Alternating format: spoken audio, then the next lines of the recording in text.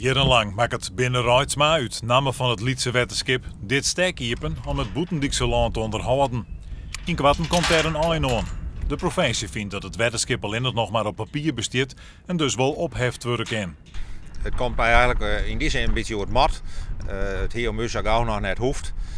Gewoon het feit dat wij in een gebied zitten waar het Fries Verkeer het beheer heeft.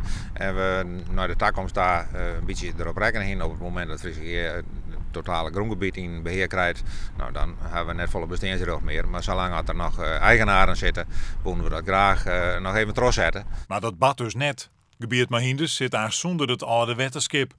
Het enigste wetterskip dat in 2004 bij de opschaling zelfstandig bleun in het gebied bij de Tiet houdt. 100 hectare om en nabij, waarin het dus vooral de Semmerpolder laat.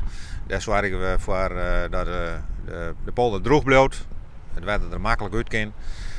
En we zorgen voor het drinkwater voor het vee, wat er in die, nou, ook in de kwelder, maar ook in de Semmerpolder weides. De drinkbakken. De drinkbakken.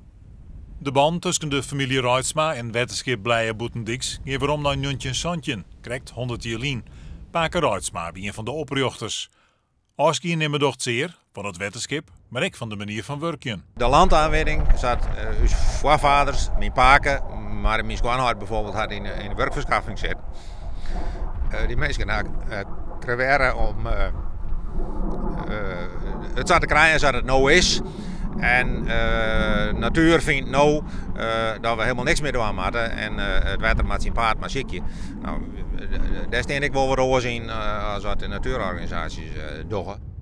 Provinciale steden moet uiteindelijk een besluit nemen over de opheffing van het wetterskip.